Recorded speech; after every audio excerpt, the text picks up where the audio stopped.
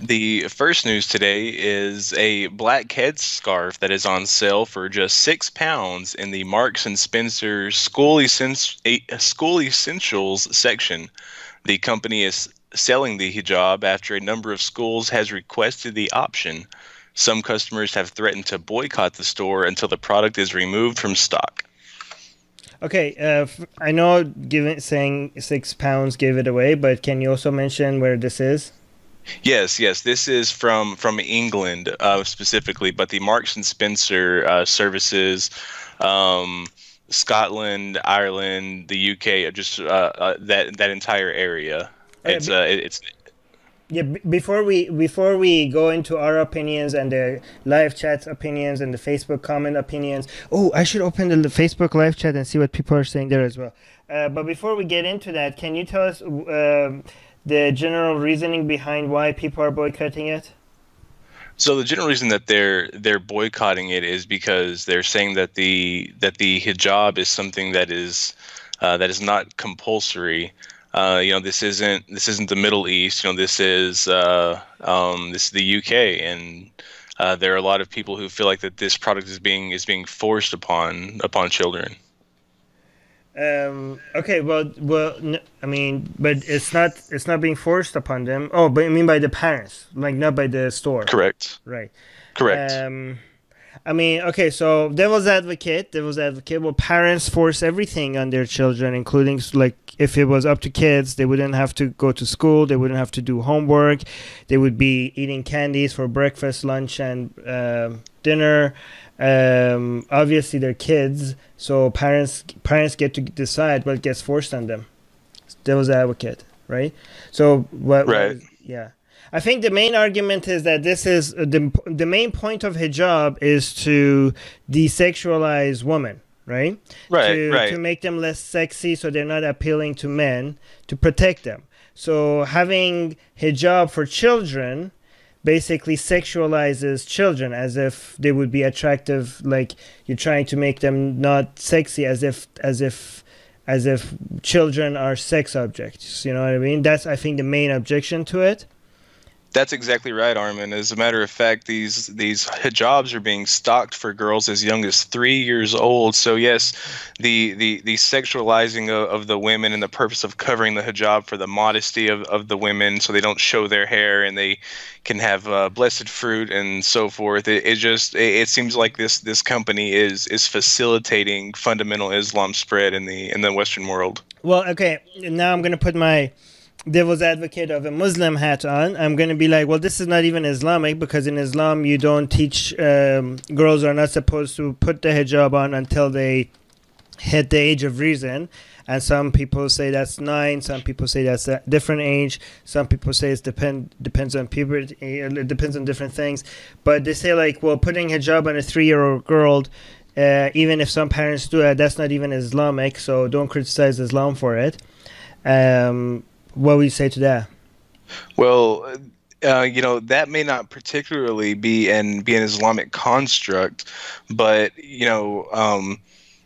segregating genders and oppressing women and making laws for one sex and not the other, that is very much founded in religion.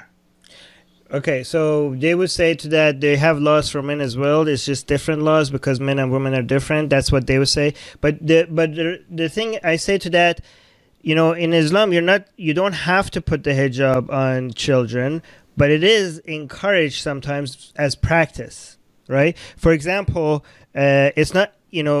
I think when Muslims say that in Islam you don't have to put hijab on children.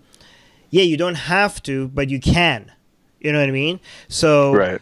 for example, children don't have to pray, do the 5 prayers until they hit the age of reason, right? But that doesn't mean that it's anti-Islamic for children to pray. Like you could get them to start praying the five times a day from age 2 or 3 or whatever, just so that they get used to it, so that when they hit the age of reason, they don't miss a single one of them, right? So I think Absolutely. so what they're saying it's not Islamic. I think it's a little bit either dishonest or I don't know. Maybe they don't. I don't know what their motivation is, because it is Well, it is it is not mandatory for children to wear the hijab, but it's not forbidden for them to wear the hijab. You know what I mean? Like it might be right. even encouraged to get them used to it. But go on, sorry. Correct. Well, for the people who are saying this, for the people, like who agree with your devil's advocate point of view that the hijab is not compulsory, so the hijab is not necessarily For children. and For children. yeah, Yeah. right, correct. But I would encourage these people to go and find children that are wearing these, that whose parents are buying these for their children to wear that are not Muslim. No, okay, well, they might say that the parents shouldn't. The parents that are putting hijab on their children, they might be saying they think they're being Islamic, but they are not because you're not supposed to wear the hijab as a child. I'm telling them, well, you don't have to in Islam, but it's not forbidden, right? Right, Um, right. right, There's nothing against it, but there's nothing saying that you have to. right. It might be even encouraged, even though it's not mandatory, right? Sure. Um, I mean, a lot of people see this as a cultural thing and being against it. They see it as bigoted against foreign. They see it as xenophobia. I say that's obviously horseshit. I mean, the whole point of hijab is to desexualize women. Like it's not. A lot of women think it's about identity. They try to make it seem about identity. It's about showing your faith. No, the purpose of hijab is it's not a woman thing. It's a man thing. Hijab is a man thing. Hijab is designed by men for women to protect their property, which is women, from other men. That was the purpose of hijab, right? Right. So to put that on children is absolutely disgusting, I think. And I don't know. Yeah, I mean, a lot of people. So let me see what the live chat is saying. Muscal is saying, I saw a lady at the library on Friday that only had her eyes shown. It's safe to take off the hijab and face veil in the U.S. I don't understand why some women still cling to oppression. The mad atheist. Well, I mean, they don't see it as oppression. I mean, I know. I'm not agreeing with them, but they don't see it like that. Some part of oppression is, what is it called when you are? I don't know. There's a name for this. When the people that kidnapped you convince you that it's for your own interest. Oh, Stockholm syndrome. Yeah, something like that, right? So the best form of oppression is an oppression that you're convinced that it's not an oppression, that you enforce it on yourself. You don't even need a government to enforce it on you.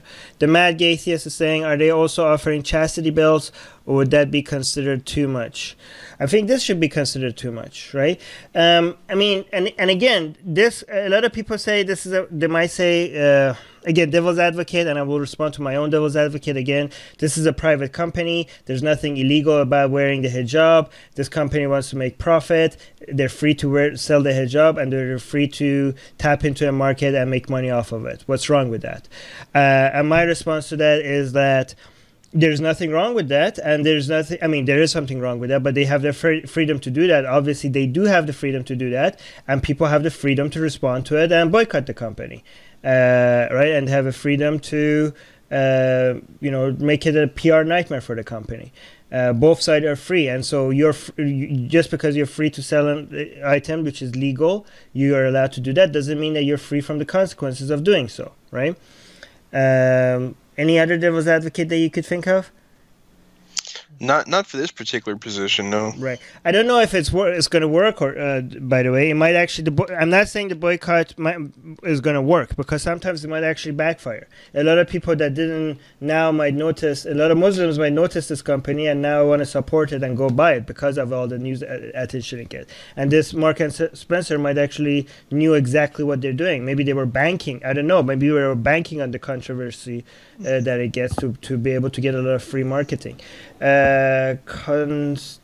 Constantine is saying, I thought that was the Green Reaper costume. Yeah, that's right. It's a great time for the Halloweens, actually. Absolutely. Look, it's so dark and morbid. Like it's for children. They didn't even like put some cute stuff on. It's just so I don't know. Ian is saying, remember, hijab is a choice. I mean, he's saying that as I think, as a satire. Right. Some people put pictures. Okay, that's funny. Oh, so Hale is making fun of this and saying, "Hey, schoolgirls can be wives, too." Oh my God, that's so Oh. dark. Just in time for Halloween. Let me see if there's any Facebook comments. By the way, Facebook people, make sure if you wanted me to read something to tag Atheist Republic, so that I know that you want something to be read. All right, no, okay. So, Jim, do you have any other comments on this one, or should we move to the next story? I think we can move to the next one. Let me just see. Do you think this backlash is gonna make them pull it? No, it's not gonna. I think, I really don't know, Armin, because they claim that the reason they started selling it in the first place was because of an increase in requests from schools to provide it for school uniforms. So apparently some school uniforms, I'm guessing that if they are going to wear a hijab, they have to meet school standards, and I'm sure they have solid colors only, or whatever their policies are. So, I mean, perhaps, this is just something that may be phased out, or like you said, this may, cause an increase in support from the Islamic community. Atheist Republic's mission is to give atheists around the world a louder voice. In order for us to be able to continue the Atheist Republic, we need your help. If we reach 100 patrons, we'll finally be able to afford all our costs. Help us get there